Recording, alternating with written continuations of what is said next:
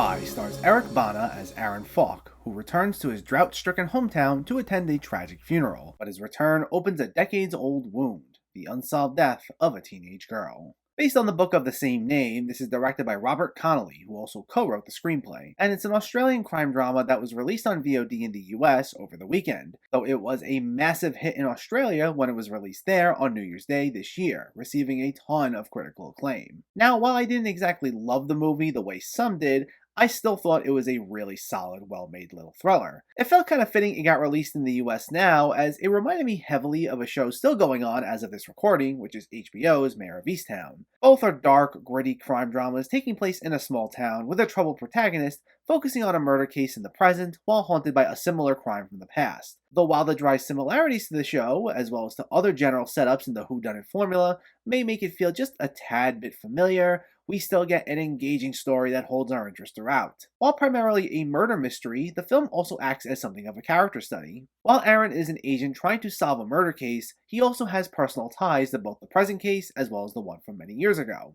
The present one is of his friend Luke, who died along with his wife and son in what seems to be a murder-suicide, though there's suspicion that something's off about that as it goes against anything Luke would ever do. But both Aaron and Luke were accused by nearly everyone in town of the murder of their friend Ellie 20 years prior, and the harassment Aaron received as a result caused him to move away, making Luke's funeral the first time he stepped foot in town since then. So he holds a lot of pain and grief that we see him grapple with throughout the film, and Eric Bana does a masterful job of bringing out that trauma that Aaron still endures. With this being his first role in 4 years, this was a nice return to the big screen for him, as he managed to carry such emotional weight, fighting through sadness, anger, and resentment all at once while trying to dig deeper into the deaths of his friends. Though while Bana is the film's heart and soul, we do actually get a well-rounded supporting cast, from a local officer who he teams up with to solve the case, to an old flame of Aaron's, to relatives of both Luke and Ellie's, and most of them were pretty well written. The different ways in which each character would receive Aaron's reappearance would become a great source of tension throughout the film. Now, the movie's a bit of a slow burner, which was one of my only big complaints with it.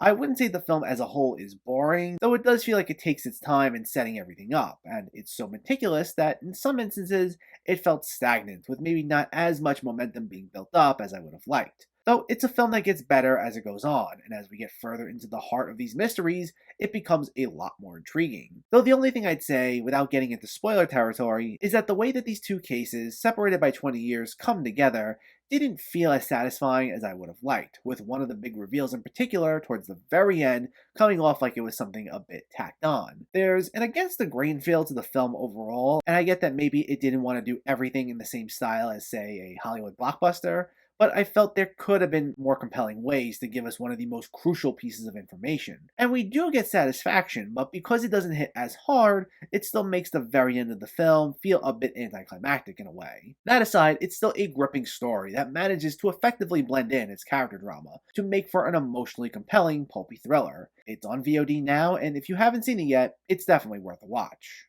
The Dry gets a 7.5 out of 10. So, let me know, did you see The Dry, or are you planning to see it, and what were your thoughts? Did you find it thrilling? Do you have a favorite Eric Bana movie? Let me know in the comments below so we can discuss. Also, if you enjoyed this video, please like it and share it, and for more movie reviews and film discussion, please make sure to hit that subscribe button to stay updated. Thanks for watching everyone, and keep having fun with film.